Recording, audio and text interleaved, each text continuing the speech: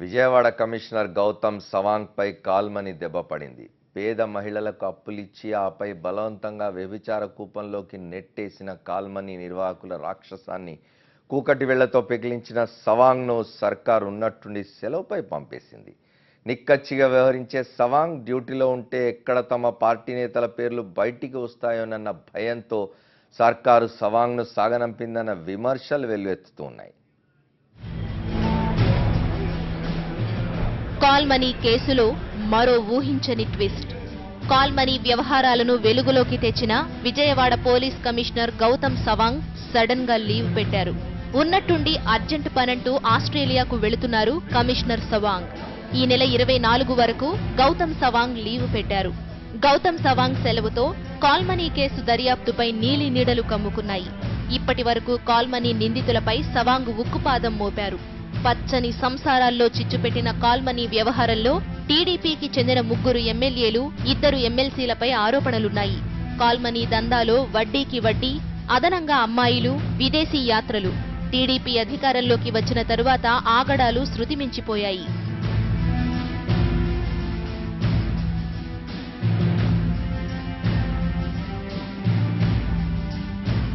Gautam Sawang 1986 batch IPS officer. Venkateswararao స్థానంలో విజయవాడ సిపిగా నియామకమయ్యారు. జులైలో విజయవాడ సిపిగా బాధ్యతలు చేపట్టిన సవాంగ్ తొలి నుంచి శాంతి భద్రతల విషయంలో కఠినంగా వ్యవహరిస్తున్నారు. కాల్మనీ కేసును ప్రతిష్టాత్మకంగా తీసుకుని దర్యాప్తు జరిపిన సవాంగ్ 3 రోజుల్లోనే మొత్తం స్కామ్ను వెలుగులోకి తెచ్చారు. విజయవాడలో విస్తృతంగా దాడులు నిర్వహించారు. 92 ప్రాంతాల్లో 57 మంది వ్యక్తుల ఇళ్లల్లో సోదాలు చేసి మొత్తం 938 ప్రామిసరీ నోట్లు, 193 బ్లాంక్ చెక్స్, 310 డాక్యుమెంట్స్ స్వాధీనం చేసుకున్నారు.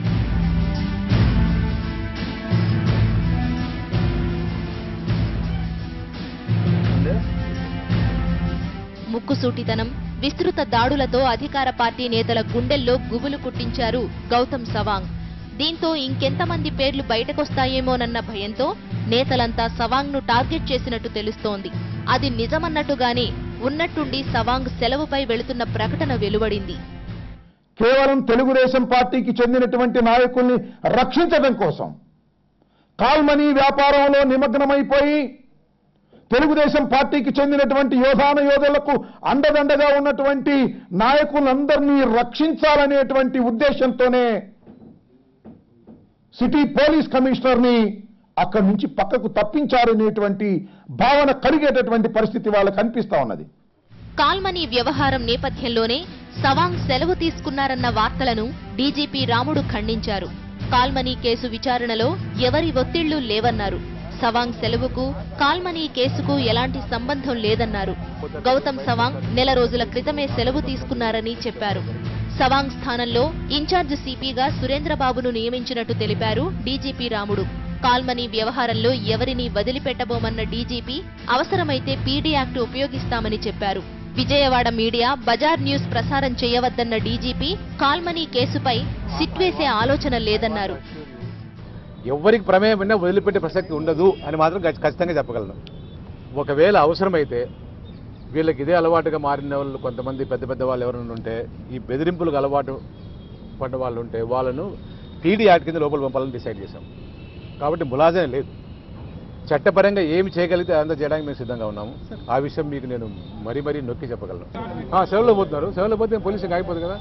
విజయవాడ పోలీస్ కమిషనర్ సెలవులో పోతే అంతకంటే ఇంకా గట్టిగా ఉండేవాడిని పెడతాం ఇన్ఛార్జ్. మీరు don't worry about it. Vijayawada commissioner గారు ఫారెన్ పోతున్నారు. 1 మంత్ బ్యాక్ గవర్నమెంట్ పర్మిషన్ ఇచ్చింది, లీవ్ శాంక్షన్ అయింది. ఈ రోజు కాదు అది. ఈ కేసుకు దానికి ఎలాంటి సంబంధం లేదు. వచ్చాయని కూడా మంచి ఆఫీసర్ వస్తున్నారు. గవర్నమెంట్ ఇన్ఛార్జ్ పెట్టిన మన ఇన్ఛార్జ్ పెట్టినప్పుడు సురేంద్ర బాబు గారిని పెట్టాము. చాలా గట్టి ఆఫీసర్, ప్రాబ్లమే లేదు. నిక్కచ్చిగా వ్యవహరించే సవాంగ్ సెలవుపై వెళుతుండటంతో బాధితుల్లో తీవ్ర ఆందోళన వ్యక్తమవుతోంది. తెర వెనుక తమ్ముళ్లు నడిపిన మంత్రాంగంతోనే సవాంగ్ సెలవు పెట్టారని బాధితులు ఆరోపిస్తున్నారు. కుట్ర బయటపడే కీలక సమయంలో రాజకీయాలు చేస్తున్నారని విమర్శిస్తున్నారు.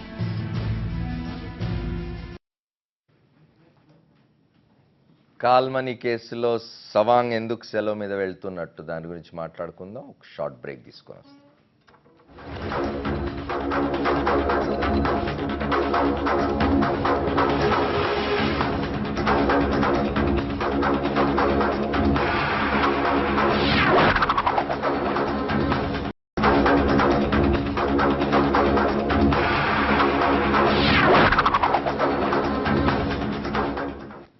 Welcome back to the fourth estate. Call money వ్యవహారాన్ని బయటికి తీసి కఠినంగా వ్యవహరిస్తున్న విజయవాడ పోలీస్ కమిషనర్ గౌతమ్ సవాంగ్ను ప్రభుత్వమే సెలవు మీద పంపించిందా అంటే కాదు. ఆయనే నెల రోజుల క్రితం సెలవు అడిగారు. సెలవు అప్పుడే శాంక్షన్ అయింది. విదేశాలకు వెళ్తున్నారు 10 రోజులు అని చెప్పి Andhra Pradesh police director general J V Ramudu చెప్తున్నారు. ములాయిజా లేదు, ఎటువంటి వాళ్ళైనా అరెస్ట్ చేస్తూ ఉంటున్నారు. కానీ అనేకమైన సందేహాలు వస్తున్నాయి. ఒక 10 రోజుల కోసం ఆస్ట్రేలియాకు పోవాలనుకున్న గౌతమ్ సవాంగ్ ఇంత విపత్కర పరిస్థితుల్లో వెళ్లాల్సిన అవసరం ఉండిందా? అక్కడ ఆయన చేయబోతున్న పని ఏమిటి? ఆస్ట్రేలియాలో అంత ముఖ్యమైన పని ఏమిటి? లేదా పర్సనల్ టూర్ అయితే తర్వాత అయినా వెళ్ళొచ్చు ఆయన, కానీ ఎందుకు ఇప్పుడు సెలవు మీద వెళ్ళారనే దాని మీద ప్రభుత్వం సరైన సమాధానం చెప్పలేకపోతున్నది. కాల్మనీ వ్యవహారం రోజు రోజుకు అధికార పక్షంలోని నేతలకు చుట్టుకుంటూ ఉన్నది. దీని గురించి మాట్లాడుకుంటున్నాం. మనతో తెలకపల్లి రవి గారు జాయిన్ అయ్యారు, సీనియర్ పాత్రికేయులు. వారితో మాట్లాడదాం. పండరినాథ్ గారు senior police officer, retired. Bharatiya Janata party నాయకులు రామకోటయ్య గారు కూడా విజయవాడ నుంచి మనతో ఈ చర్చలో పాల్గొంటారు. వైఎస్ఆర్ కాంగ్రెస్ పార్టీ నాయకులు మాజీ మంత్రి పార్థసారథి జాయిన్ అవుతారు. ముందు రవి గారితో మాట్లాడదాం. చెప్పండి రవి గారు. ఇది మనం ఈ 2-3 రోజులు లేదా ఈ వారం నుంచి వస్తుంది. వివరాలు తెలుస్తున్న కొద్దీ చాలా వికృతమైనటువంటి విషాదకరమైనటువంటి ఇది బహుశా దేశ చరిత్రలోనే, అంటే విజయవాడ నగరము, నవ్య ఆంధ్రప్రదేశ్, దానికి కళంకం, ఇదొక భాగం అయితే అసలు దేశానికే ఇదొక పెద్ద కుదుపులాగా ఉంది. గతంలో కూడా మహారాష్ట్రలో, కర్ణాటకలో కొన్ని ఘటనలు, వడ్డీ వ్యాపారులు లేకపోతే వేధించడం ఇట్లాంటివి ఉన్నా అది పూర్తిగా సామాజిక సంక్షోభానికి దారితీసి మహిళలను కూడా వాళ్ళను బలిపశువులుగా సమిధలుగా చేసిన పరిస్థితి. దాంట్లో పాలకపక్షం ప్రజాప్రతినిధులు బయటపడటం పడిన తర్వాత నిన్న కూడా నేను చర్చలో పాల్గొన్నాను. ఆ సంబంధిత ఆరోపణలు ఎదుర్కొంటున్న ఒక శాసనసభ్యులు కూడా పాల్గొన్నారు. అంత తెలియకుండా మీరు ఎలా తీసుకుపోతారు సార్, మీరు శాసనసభ్యులు, మీకు అన్నీ తెలుసు కదా అంటే, ఆయన నా స్నేహితుడే, ఆయన మీద ఏదైనా ఉంటే మీరు చేసుకోవచ్చు అని ఎవరికి చెప్తున్నారు? నా మీద చిన్న ఆధారం వల్ల రాజీనామా చేస్తానంటారు. ఎవరు చూపిస్తారు ఆధారం? మీరు న్యాయ విచారణ జరపరు, మీరు కఠినంగా వ్యవహరించరు, ఎవరు ఆధారాలు చూపిస్తారు? ఇవన్నీ అవుతున్నప్పుడే ముఖ్యమంత్రి చంద్రబాబు నాయుడు కలెక్టర్ల సమావేశంలో ఎంతటి వారినైనా వదిలిపెట్టేది లేదు అన్నారు. సరే, ముఖ్యమంత్రి చాలా కఠినంగా ఉన్నారంటే ఎంతటి వారినైనా అంటే ఆయన ఉద్దేశం పోలీస్ ఆఫీసర్నని ఈరోజు మనకు అర్థమైపోతుంది. ఇప్పుడు ఇదంతా అనుమానాస్పదం. చాలా సందర్భాల్లో నిందితులైన వాళ్ళను, ఆరోపణలు ఎదుర్కొంటున్న వాళ్ళను వదిలిపెట్టి దాని మీద వరయాక్షి దగ్గర నుంచి గౌతమ్ సాంగ్ వరకు కూడా అదే కనిపిస్తుంది. అంటే ప్రభుత్వం యొక్క దృష్టి సక్రమంగా లేదు. ఇది ఆరోపణలను, అనుమానాలను, విమర్శలను ధ్రువపరిచేదిగా ఉందన్న సందేహం లేదు. ఇప్పుడు ఈ సెలవు నెల కిందటే అడిగితే మరి ఇంత ముఖ్యమైన కేసు ఆయనకి ఎందుకు అప్పగించారు? ఆయన నిన్న మాట్లాడినప్పుడు అందులో ఎక్కడైనా సూచనగా అయినా తర్వాత కూడా కొనసాగుతుంది, నేనున్నా లేకపోయినా ఆయన ఏమో అనుండేవాళ్ళు కదా. నిజంగా అదంత పరిశీలనలో ఉన్న ఆయన ఈరోజు వెళ్ళబోతుంటే. కాబట్టి మనకు తెలుసు ఆయన ఒక మాట చెప్పారు. ఏమనంటే మేము చెప్పుకోలేని విషయాలు కూడా చాలా ఉన్నాయి, చెప్పలేనన్ని పరిస్థితులు దీంట్లో ఉన్నాయని. ఇదంతా కూడా చాలా జుగుప్సాకరమే కాదు, చాలా భయానకమైన, అభ్యంతరకరమైన, రాజ్యాంగ విరుద్ధమైనటువంటి వ్యవహారంగా కనిపిస్తుంది. కాల్ గర్ల్స్ స్థితికి, కాల్మనీ అనే పేరు కొత్తగా అట్లాగే వచ్చింది కదా, మహిళలు నా స్థితికి దిగజార్చ కాల్మనీ ముసుగులో కాల్మనీ స్త్రీల చేత బలవంతంగా మధ్యలో తెచ్చిన ఇది చాలా ఘోరమైన పరిస్థితి. కేవలం అదొకటే కాదు అమర్ గారు, వాళ్ళ దగ్గర బ్లాంక్ చెక్కులు, వాళ్ళ దగ్గర నుంచి ఖాళీ పత్రాల మీద సంతకాలు పెట్టుకోవడం, వాళ్ళ ధన ప్రాణ మానాలతో, ఒక ముక్కలో చెప్పాలంటే ధన మాన ప్రాణాలతో అధికారికంగా చెలగాటవాడడం అనేది ఇక్కడ చాలా తీవ్ర స్థాయిలో జరిగింది. ప్రభుత్వం యొక్క స్పందన మటుకు ప్రతికూలంగా ఉందని మనం భావించాల్సి ఉంటుంది. రాములు గారు ములాయిజా లేదంటున్నారు. ములాయిజాలు కళ్ళ ముందు కనిపిస్తూనే ఉన్నాయి. ఇంతవరకు ఒక్కరు కూడా పాలక పక్షానికి సంబంధించిన వాళ్ళు ఇన్ని పేర్లు వినిపిస్తున్నా వాళ్ళేమో సవాళ్ళు చేస్తున్నారు. బుద్ధా వెంకన్న గారు సవాళ్ళు చేస్తారు, మా అన్న చేస్తాడు, కానీ నాకు ఆయనతో సంబంధం లేదని.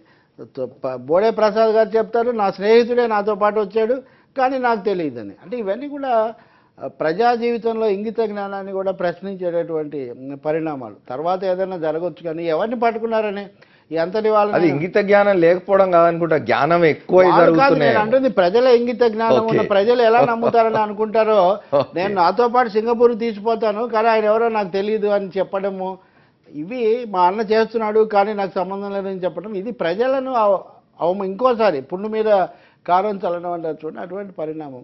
ఇప్పటికైనా నా ఉద్దేశంలో ప్రభుత్వం ఖచ్చితంగా కొంతమంది మీద చర్యలు తీసుకోకపోతే ఇప్పటికి విశ్వసనీయత అనేది దెబ్బతిన్నది, అది పూర్తిగా కోల్పోయే పరిస్థితి వస్తుంది.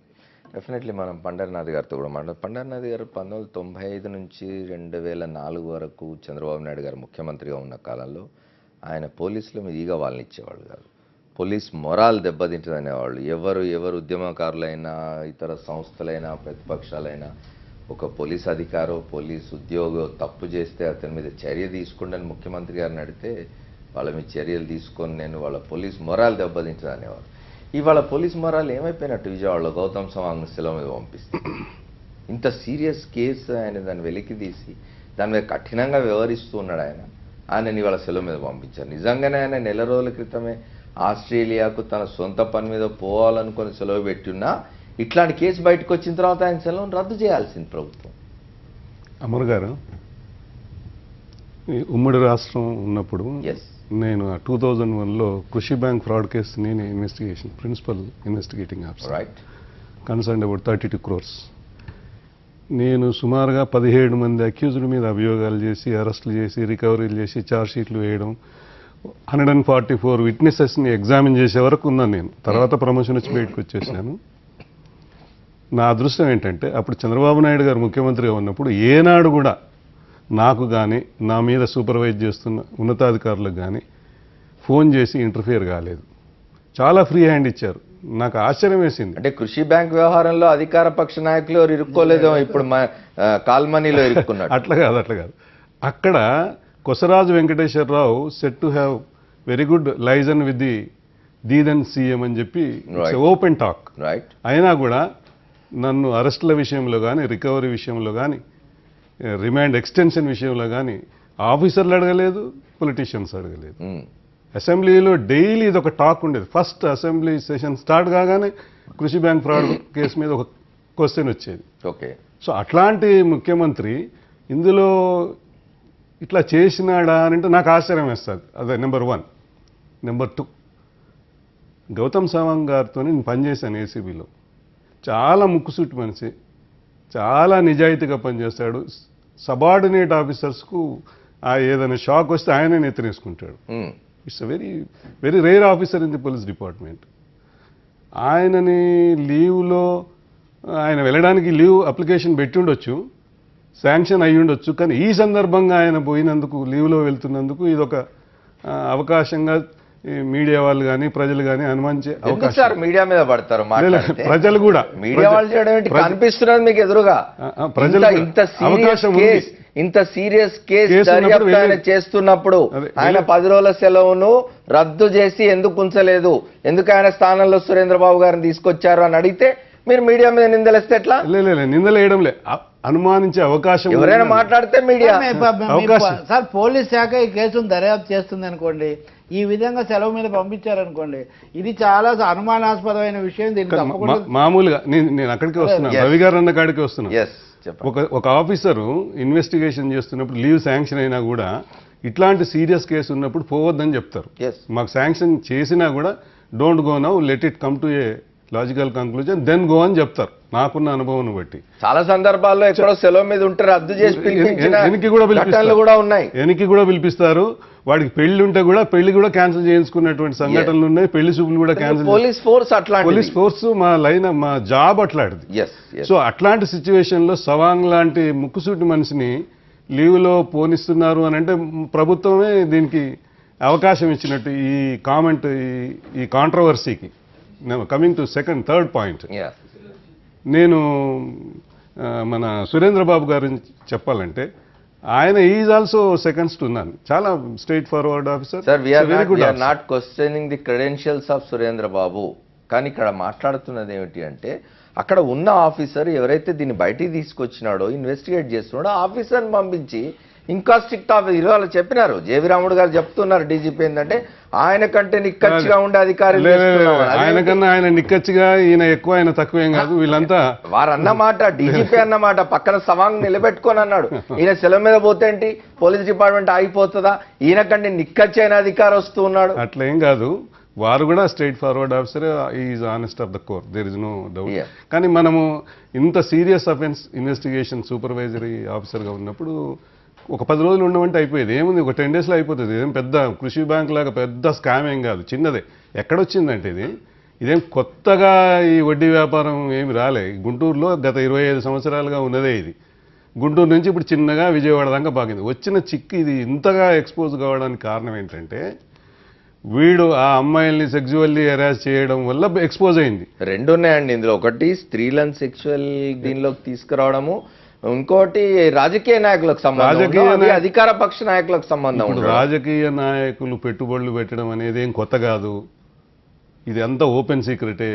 ఉన్నతాధికారులు కూడా వాళ్ళు పోలీస్ అధికారులు కూడా పెడుతున్నారు. తెలంగాణలో కరీంనగర్లో కేసు ఈ మధ్యన బయట. తెలంగాణ కరీంనగర్ దానికి ఎందుకు హైదరాబాద్ పెట్టిన లేరా ఉన్నతాధికారులు? ఎంతో మంది అధికారులకు ఈ వడ్డీ వ్యాపారులతోని లేకపోతే రియల్ ఎస్టేట్ వాళ్ళతో సంబంధాలు ఉన్నాయి. కాకపోతే అవి ఎక్స్పోజ్ కాలేదు. ఇప్పుడు ఏదో ఏకే ఖాన్ గారు అంటున్నారు మేము అవినీతి మీద అది చేస్తాం ఇది చేస్తాం ఏదో చూస్తాం అది ఇదని. Let us see what they will do it.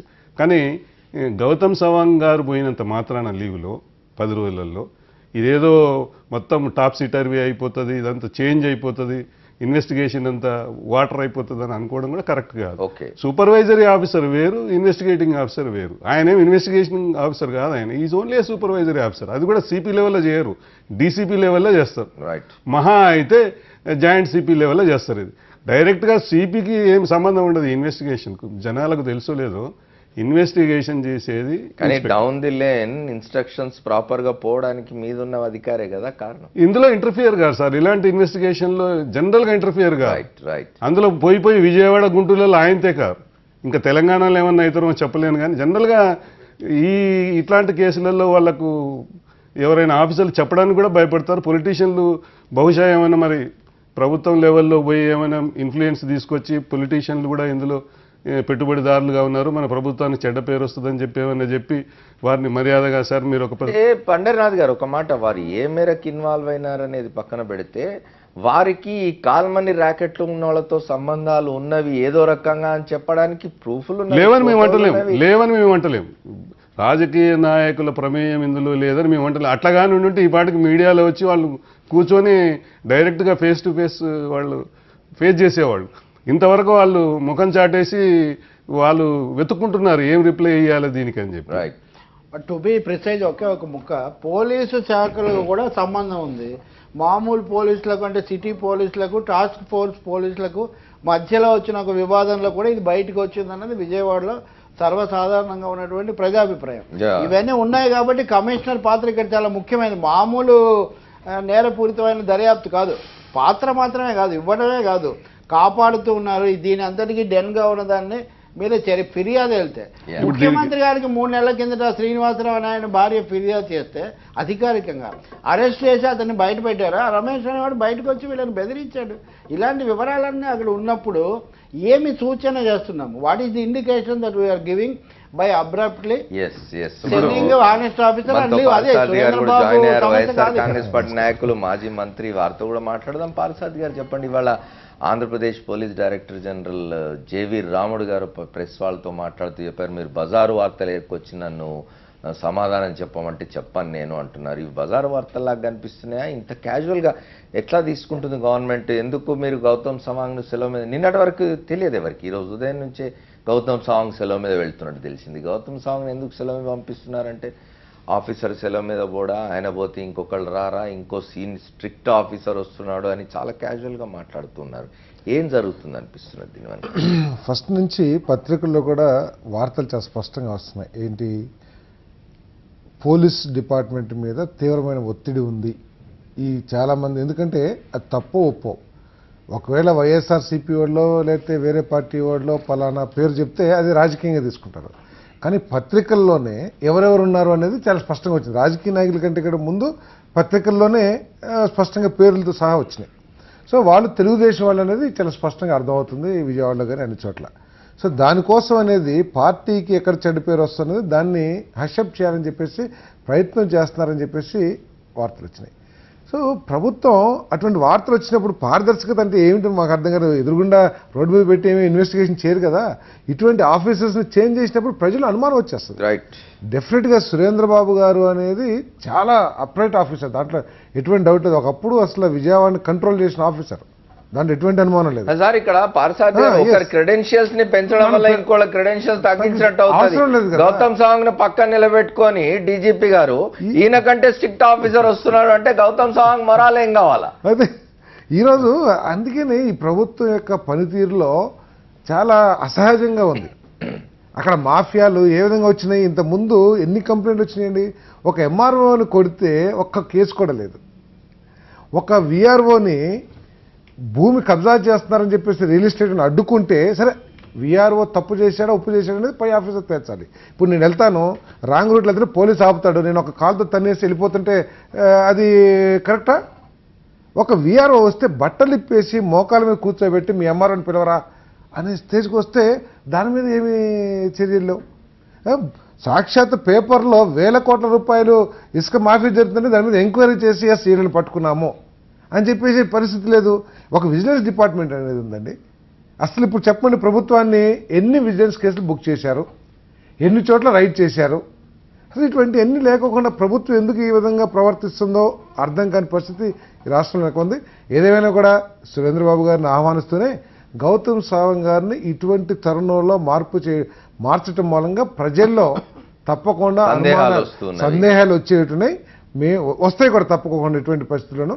So Surendra Babu గారిని ఎంతటి వారైనా సరే కఠినంగా శిక్షించమని. ఇక్కడ కాల్మనీ వడ్డీ రేట్లు డబ్బులు కాదండి ఇక్కడ క్వశ్చన్. కొంత ఆడవాళ్ళని పేదరికాన్ని ఆసరాగా తీసుకొని మహిళల్ని ఆ విధంగా చేస్తాం అనేది చాలా ఘోరమైనది. కాబట్టి ఇమీడియట్ తీయాలి. ఇప్పుడు ఎమ్మెల్యే గారు ఉన్నారు మా బోడే ప్రసాద్ గారు, దాంట్లో ముద్దాయి నాతోనే ఉన్నాడని చెప్పాడు.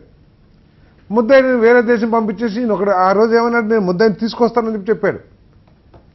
ఆయన అక్కడే వదిలేసి వేరే దేశం పంపించేసి ఈయన ఒకడే వచ్చాడు.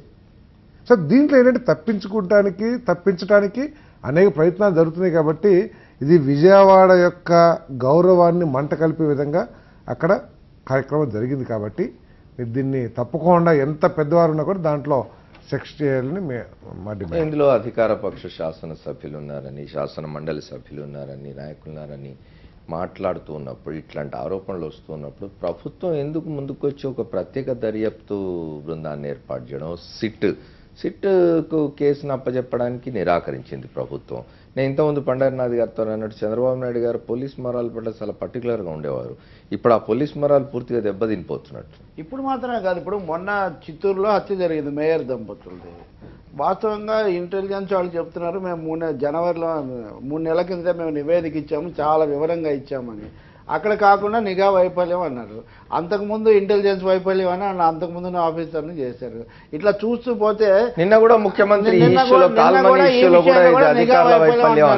పండరి గారు చెప్పినటువంటి చంద్రబాబు వేరా ఆ రోజుల్లో అంతే కదా, ఆ రోజుల్లో అధికారులకు నిలబడి చాలా గట్టిగా ఉంటారు అనే ఆయనే డిమోరలైజ్ చేస్తున్నారా?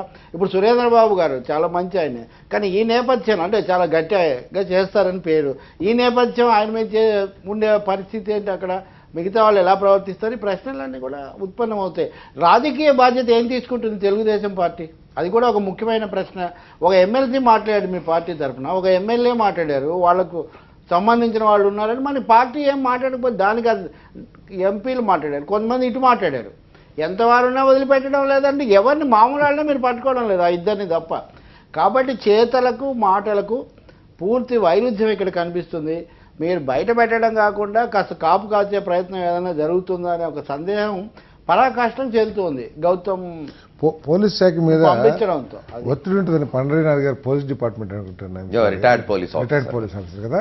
మీరు ఇందాక ఏమన్నారంటే పోలీసులు వాళ్ళ పని వాళ్ళు చేసుకుంటూ వెళ్తారు కదా. మొన్నసారి గుడివాడలో ఒక ఇంటిని ఖాళీ చేపిస్తానికి ఎటువంటి కోర్టు ఉత్తర్వులు లేకుండా, ప్రభుత్వ ఉత్తర్వులు లేకుండా 400 మంది పోలీసుల్ని పెట్టే పరిస్థితి ఉంటుందండి ఎక్కడన్నా?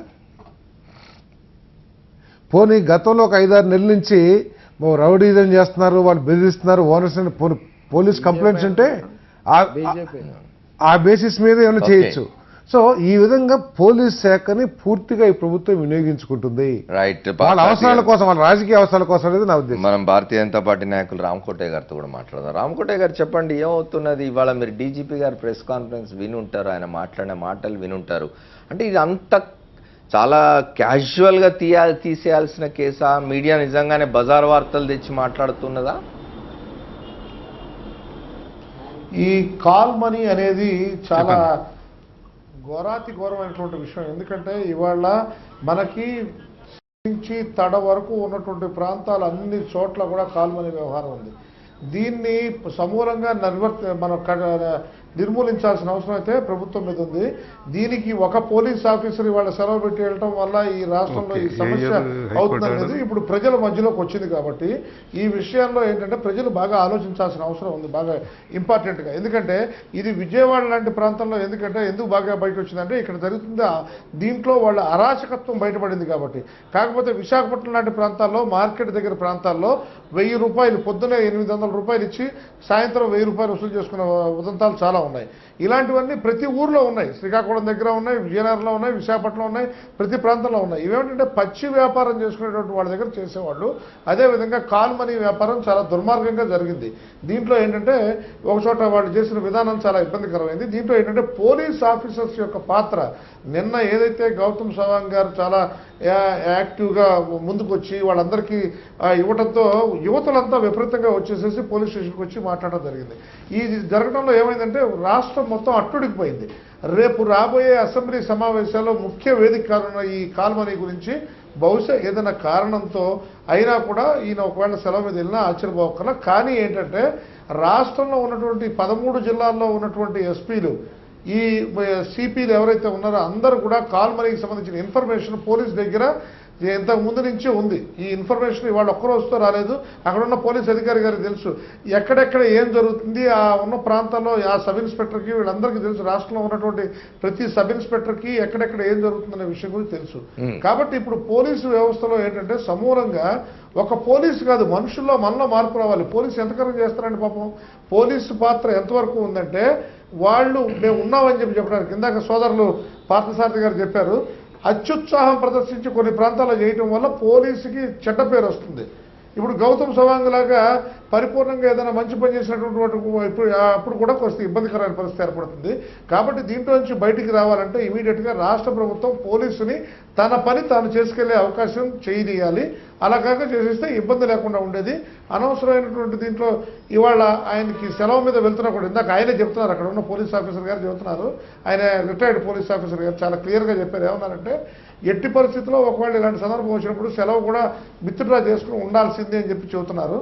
మా అభిప్రాయం కూడా అదే. కాకపోతే ఎందువల్ల ఆయన ఇంతకు ముందే 4 రోజుల ముందే సెలవు పెట్టారు, వెళ్ళిపోతున్నారు కాబట్టి ఇలాంటి అవకాశం వచ్చిందంటే. కానీ ఇప్పుడు ఏంటంటే ప్రజల్లో దీనికి ఏమన్నా కేసు పక్కతో పడుతుందా అనేటువంటి ఒక ఒపీనియన్ అనవసరంగా రాష్ట్ర ప్రభుత్వం ఈ కాల్ మనీ వాళ్ళందరినీ కూడా చాలా సివియర్ కేసు కింద బైండ్ ఓవర్ కేసులు పెట్టి రాష్ట్రం అందరికీ చేస్తే రాష్ట్ర ప్రభుత్వం చేస్తున్నటువంటి దీనివల్ల ప్రజలందరూ సంతోషించే అవకాశం ఉంది. అందువల్ల దీన్ని ఉక్కుపాదంతో అణచాలి. ఇక్కడ విజయవాడలో జరిగినటువంటి ఈ మరణ హోమం దుర్మార్గమైనటువంటి విధానం. అంటే మరణ హోమం అంటే చచ్చిపోతే నిజానికి ఒక స్త్రీని అరాచకత్వంగా ఒక విధంగా ఇబ్బందికరంగా రామకోటయ్య గారు కాలుమని కళ్ళనీళ్ళు చూస్తుంటే బాధగా ఉంది. రామకోటయ్య గారు మనం కొద్ది మాసాల క్రితం తెలంగాణలో ఒక ఇష్యూ చూసినాం మనం. కోర్టు వ్యవహారం జరిగింది. దానికంటే కూడా సీరియస్ నేచర్ ఉన్న నేరం ఇది. ఇందులో యువతులను స్త్రీలను తీసుకుపోయి వారి జీవితాలు నాశనం చేసే పరిస్థితి. ఇట్లాంటి దానిలో రాజకీయ నాయకుల ప్రమేయం, అందులో అధికార పక్షానికి సంబంధించిన రాజకీయ నాయకుల ప్రమేయం ఇవి మరింత సీరియస్గా తీసుకోవాల్సిన సమయంలో పోలీస్ అధికారి సెలవు మీద వెళ్ళడమే ఇన్ని సందేహాలకు దారితీస్తున్నది. పండర్నాథ్ గారు ఏదో మాట్లాడుతున్నారు. వెల్కమ్ పెట్టారు ముందు అప్లై చేశారా లీవ్ కోసం?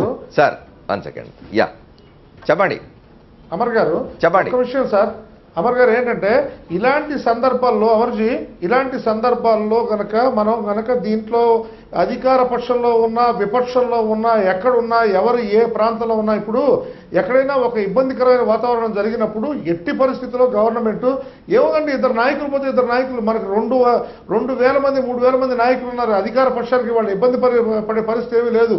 సఫిషియంట్ నెంబర్ ఉంది. ఒక 2-3 ఎమ్మెల్యేలు కనుక తీసేస్తే గవర్నమెంట్కి వచ్చిన నష్టం ఏమీ లేదు. కాకపోతే ఏంటంటే ఇవాళ దానికోసం గవర్నమెంట్ లేదు. చంద్రబాబు నాయుడు గారు పరిపూర్ణంగా కట్టుబడి ఉన్నారు. ఇవాళ పొద్దు నుంచి నేను చూస్తున్నాను. ఇవాళ రామకోటయ్య గారు నుంచి కలెక్టర్ల సమావేశం జరుగుతుంది. రామకోటయ్య గారు ఆయన సిస్టమేటిక్ గా పనిచేస్తున్నారు.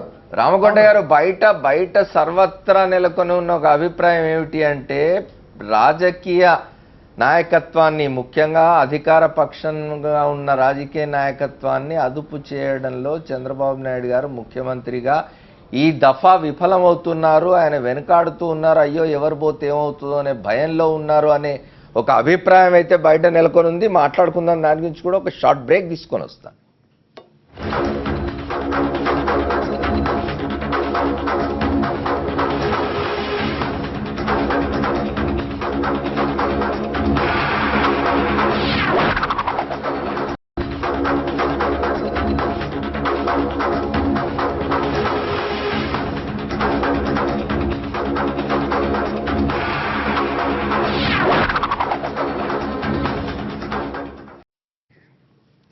Welcome back to the fourth estate. Vijayawada call money వ్యవహారం నిమిషానికి కొత్త మలుపులు తిరుగుతున్నది.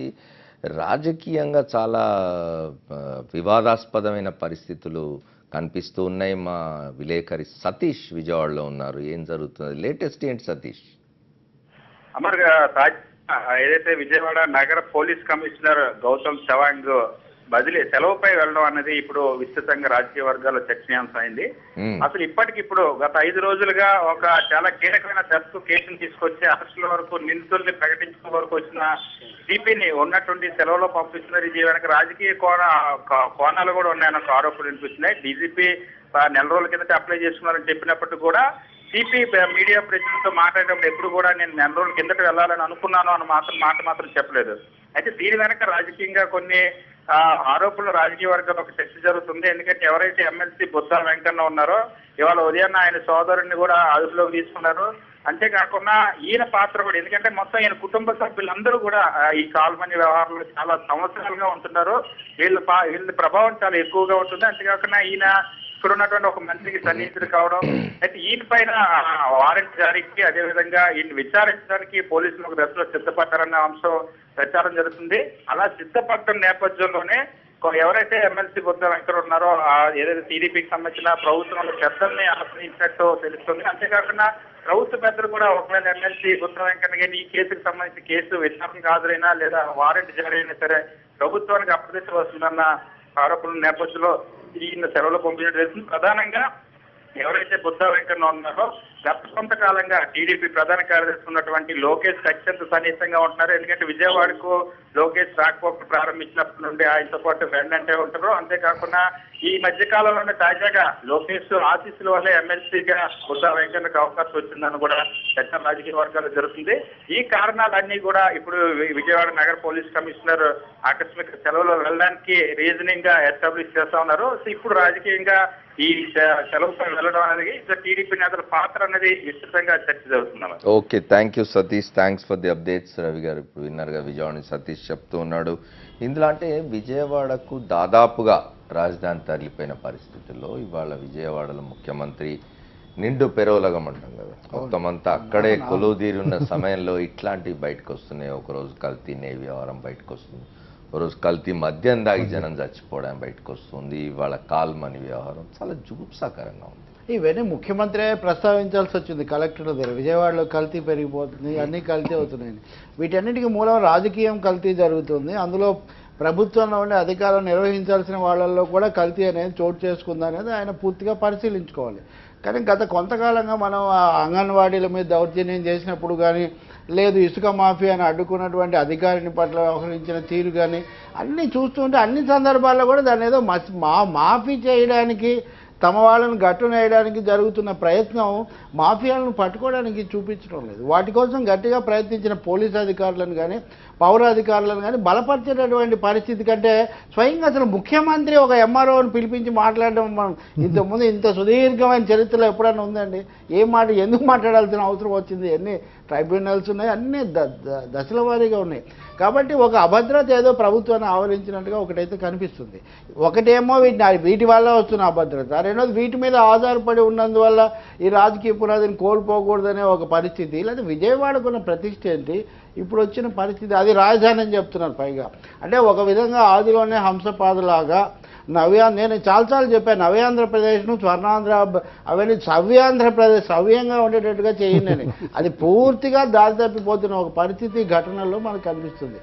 ఇప్పుడు ఇంతకుముందు మహారాష్ట్రలో వచ్చినప్పుడు ఒక మనీ లాండరింగ్ యాక్ట్ చేశారు. ఈ మనీ లాండరింగ్ మనీ లెండింగ్ ఈ రెండింటిలో కూడా అమర్ గారు 384 బలవంతంగా డబ్బు తీసుకోవడం, 386, 387 ఇలా చాలా చట్టాలు, ఇందాక హత్యా ప్రయత్నం, ఇట్లాంటివన్నిటితో ముడిపడినటువంటి నేరపూరితమైన జుగుప్సాకరమైన లైంగిక వ్యవహారంగా ఇది నడుస్తుంది. ఇది ఒక రోజులో జరిగిందా? ఎందుకు మాట్లాడలేదు? ఇప్పుడు ఏం మాట్లాడుతున్నారు? నా ప్రశ్న అది. ఇంతకుముందు సరే జరిగిపోయింది, ఇది అయిన తర్వాత కూడా మాటల్లోనేమో మేము ఎవరినైనా వదిలిపెట్టమంటున్నారు, కానీ ఆచరణలో ఎవరిని పట్టుకోవడం లేదు. మామూలు వ్యక్తులకే అది పరిమితం అవుతుంది. కాబట్టి పూర్తిగా దీన్ని ప్రక్షాళన చేయకపోతే మటుకు ప్రజల్లో విశ్వాసం ఉండదు, ఒక ఆగ్రహం. ఇంకొక మాట కూడా ఉంది, ఒక సారా వ్యతిరేక ఉద్యమం వచ్చినట్టుగా మహిళల నుంచి ఒక వ్యతిరేక, విజయవాడ చైతన్యవంతమైన ప్రాంతం, పైగా ఇది విజయవాడకే పరిమితమై లేదు, ఇక్కడ కూడా శ్రీకాకుళంలో, విజయనగరంలో వచ్చింది, ముందు కర్ణాటకలో వచ్చింది, మహారాష్ట్రలో వచ్చింది. ఒక విధంగా రైతులేమో అప్పులు తీసుకొని తీర్చేలాగా ఆత్మహత్యలు పాలవుతున్నారు. పట్టణ మధ్యతరగతి పేద ప్రజలేమో ఒకటి చదువు కోసం, విద్యా వైద్యం ఈ రెండింటి కోసమే, విద్యా వైద్యం వ్యాపారం చేసేవాళ్ళు అక్కడ కూర్చొని ఉన్నారు. మళ్ళీ వాళ్ళే అప్పులు ఇచ్చి వాళ్ళే ఇది ఒక పెద్ద విషవాలయం. దీంట్లో పాలకపక్షం అని ముందు పాలకపక్షం బాధ్యత ఎక్కువ. అన్నట్టుగా పాలకపక్షాన్ని మాత్రమే అనొద్దంటే కుదరదు. ఎవరున్నా సరే, ఈరోజు తెలుగుదేశం ఉండొచ్చు, రేపు ఇంకోరు, వాళ్ళ బాధ్యత చాలా ముఖ్యం. ఒకసారి మనం రామకోటే గారితో మాట్లాడదాం. రామకోటే గారు ఒక మాట చెప్పండి. భారతీయ జనతా పార్టీ ముఖ్యంగా నరేంద్ర మోదీ గారు 2014 ఎన్నికల ముందు ఆయన నల్లధనాన్ని వెలికి తీస్తాననే ఒక ప్రధానమైన ఇది తీసుకొని వచ్చినారు. ఆయన నిజానికి ప్రజలు ఆకర్షితులయ్యారు దానికి. నల్లధనాన్ని విదేశాల్లో ఉన్న మన వాళ్ళ నల్లధనాన్ని తీసుకొచ్చినట్టయితే మన దేశం సుభిక్షం అవుతుంది అని అనుకున్న పరిస్థితి. ఆ కారణం చేత మోదీ గారిని అధికారంలోకి తీసుకొచ్చారు. నల్లధనాన్ని బయటికి తెస్తామన్న ప్రభుత్వం ఇవాళ ఇట్లాంటి కాల్మనీ వంటి వాటిని కట్టడి చేయడానికి కేంద్రం ఏం చర్యలు తీసుకోదా? నల్లధనాన్ని వెనక్కి తీసుకొస్తానని చెప్పినటువంటి మోడీ గారి మాటకు మేము కూడా అభినందించాం. ఆ ఒక్క కారణం వల్లే నరేంద్ర మోడీ గారికి ఇవాళ పట్టం కట్టలేదు. అది కూడా ఒక కారణమైంది 100 అంశాల్లో సార్, అది కూడా ఒక కారణమైంది. పోనీ తీసుకురావటం అంగీకరిస్తాను. సంతోషపడ్డారు. ఇంతకాలంలో మన దేశంలో ఒక మంచి మనిషి వచ్చారని చెప్పేసి ప్రతి ఒక్కళ్ళు ఆయనకు ఒక అవకాశాన్ని ఇచ్చారు. అది చాలా గొప్ప విషయం అయింది. ఆయన మంచి అవకాశంతో వచ్చి పనిచేయడానికి సిద్ధంగా వచ్చారు. వచ్చిన తర్వాత ఆయన ఏం చేశారు, ఇలాంటి కార్యక్రమాలు జరుగుతున్నాయనే మీకు జన్ ధన్ యోజన అనే ఒక కార్యక్రమాన్ని పెట్టి, అయిపోయిన తర్వాత ముద్రా లోన్ అనే ఒక కార్యక్రమాన్ని స్టార్ట్ చేశారు. ఎవరైతే ఇలాంటి చిన్నటువంటి మైక్రో ప్రచారంలోకి వెళ్ళిపోతున్నారు. రామకోటే గారు మీరు బీజేపీ ప్రచారంలోకి వెళ్ళిపోతున్నారు. రామకోటే గారు మీరు చాలా క్లియర్ గా ఒక విషయం అడిగారు. మోడీ గారు వచ్చిన తర్వాత ఏ కార్యక్రమాన్ని చేశారు, ఏ కార్యక్రమం చేయలేదని. ముద్రా లోన్ ఇవాళ దరిదాపుగా ప్రతి బ్యాంక్ దగ్గర నుంచి కనపడించి ప్రతి చోట ఏర్పాటు చేశాం. ఇది ఎందుకంటే స్మాల్ యూనిట్స్ కనుక చేస్తారు. రామకోటే గారు ప్రశ్న. రామకోటే గారు 1 సెకండ్. రామకోటే గారు 1 సెకండ్. కార్యక్రమాన్ని చేపట్టాం. రామకోటే గారు 1 సెకండ్. సక్సెస్ఫుల్ గా 1 సెకండ్. రామకోటే గారు, మీరు జన్ ధన్ కార్యక్రమంతో రకరకాల లోన్స్ ఇచ్చేసి ఆదుకుంటామంటున్నారు కదా, దాని పర్యవసానమే ఈరోజు ఈ కాల్ మనీ అంటారా? అంటే మీ బ్యాంకులు, మీ ప్రభుత్వం ప్రవేశపెట్టిన జన్ ధన్, ఒక్క నిమిషం రామకోటే గారు, పరిపూర్ణ కుట్ర. పార్సారథి గారిని కంప్లీట్ చేయనియండి. దేశంలో ప్రజలందరూ సారథి గారు, నేను ఒకటే పూర్తయిందని చెప్పండి. రామకోటే గారు లెట్ పార్సారథి కంప్లీట్. రామకోటే గారు సారథి గారిని పూర్తి చేయనండి. రామకోటే గారు సారథి గారిని పూర్తి చేయండి. రామకోటే గారు, మనకి వాదం వద్దు, ఊరిని నా ప్రశ్న అడుగుతున్నాను నేను. ఈ పరిస్థితికి చంద్రబాబు నాయుడు గారు, ఇందాక మీరు జన్ ధన్ గురించి చెప్పారు కాబట్టి మోడీ గారు బాధ్యులు కాదని అడుగుతున్నాను. ఎట్లా అంటే, మీరు మహిళలకి ఒక్కొక్క సంవత్సరం 20,000 కోట్లు ఇచ్చేవాళ్ళండి ఈ రాష్ట్రంలో. ఏది వడ్డీ లేని రుణాలు. దేశం మొత్తం మీద ఎంత ఇస్తారో 50% ఈ రాష్ట్రంలో ఇచ్చేవాళ్ళు. ఆ కార్యక్రమం పూర్తిగా అడుగంటిపోయింది కదా. దేని మూలంగా అయిపోయిందండి? మీరు ఏదైతే రుణమాఫీ చేస్తా అన్నారో అది చేయకపోవటం మూలంగా మహిళలకి బ్యాంకులు రుణాలు ఇచ్చే పరిస్థితి లేదు. ఎందుకంటే తీసుకున్న రుణాలు కట్టలేదు కాబట్టి. సో దాని మూలంగా వాళ్ళ అవసరాలు తీర్చుకోవడం కోసం ఇటువంటి కాల్ మనీకి వెళ్ళాల్సి వస్తుంది. మీరు జన్ ధన్ కార్యక్రమాన్ని చెప్పి పెట్టారు, ప్రతి ఒక్కరికి లోన్ ఇస్తామని చెప్పేసి చాలా గొప్పగా చెప్పారు, మంచిదే. కానీ మీరు అసలు చంద్రబాబు నాయుడు గారు కానీ మీరు కానీ కనీసం రివ్యూ చేసుకోరా? ఏ విధంగా ఈ రుణమాఫీ, అబద్ధపు రుణమాఫీ